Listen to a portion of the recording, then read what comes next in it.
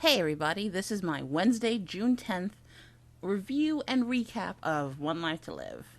Where to start? I will start with the most poignant thing that happened. Ray Montez informs Dorian Lord that he is leaving Landview. Okay, this was so weird. I mean, Dorian, of course, belongs with David Vickers, and they finally get together, but because he never stays on the show, he left to go to LA. So they introduce Ray Montez. And of course, Dorian likes the Latin heat. So they start getting close. And you know what? It was enjoyable to watch. It was like build up, build up, build up. And finally, he's leaving the show. I don't know. I wish they would finally get Dorian with somebody who she actually clicks with and who's actually going to be on the show. She was with Clint, but that was like boring city. I don't know. Clint is just boring. He's boring with Nora, he's boring with Dorian, and he's boring in his scenes with Vicky. But whatever. So anyway, he informs Dorian that he's leaving Landview to take care of his crazy daughter Lola, who's in an institution because she killed her mother and she tried to pretty much do really bad stuff. Boring. I guess that's a good way to write her off, but why did he have to go too? I don't know. I don't know if it was the powers that be or was it him. All I know is it's not fair.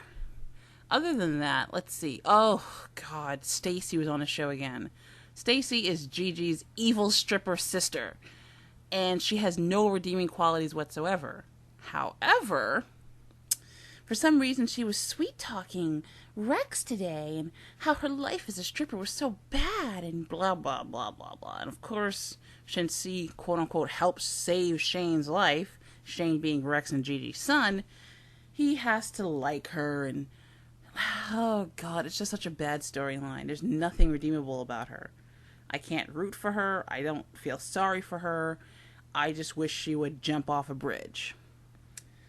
And of course, Gigi was on the show. Not shacking up. She was hanging out with Skylar. And he's the teacher who Star had a crush on, but they nixed that for some reason. I don't know.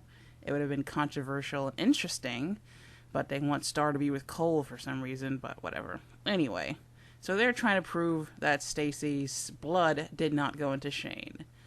Of course, Shane goes over to her house, and he's there, and they're talking, and Shane gives her attitude because he thinks that it was Gigi's fault that they broke up. You know, Rex and Gigi. So he's mad because he wanted his parents together. Granted, I understand this, but I really hate indignant children. It's like, I don't know, it's like everywhere. It's like Michael on General Hospital, Parker on As the World Turns. Now I had to see this kid do it.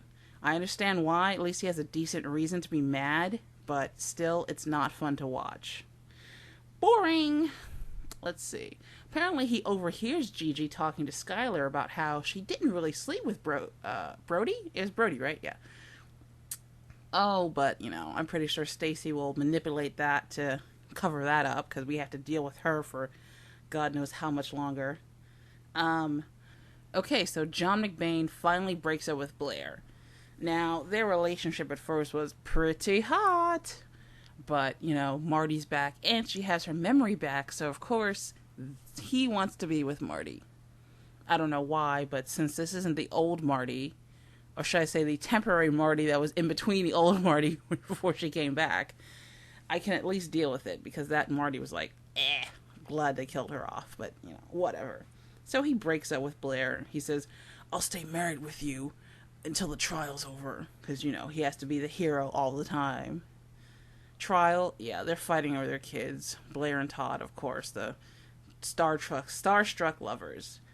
And he is in a love triangle with Blair because we all know Blair still loves him, and Taya Delgado because she still loves him, and they have hot sex. Taya and Todd have hot sex. Like, all the time. And she's shacking up at his place because she got injured in the bomb blast with the stupid KAD killer storyline.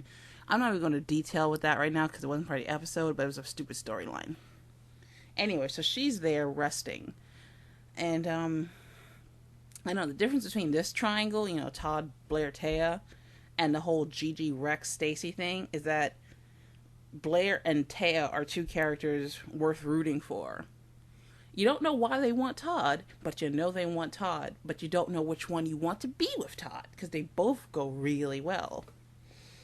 So yeah, that's their thing. There really wasn't much else this episode that stuck out to me.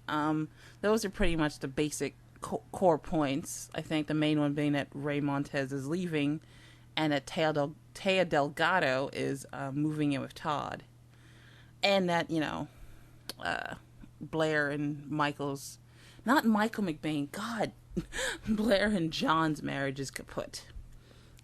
He wants to give it another try with Marty, and since Marty has her memory back, she wants to give it a try. I think Marty was in the episode. She was talking to Cole about, getting her memory back, blah, blah, blah. Scenes that weren't really important to me, but, yeah, I guess we have to see how that goes. And, tomorrow I will try and do this again for the next episode, so see you later.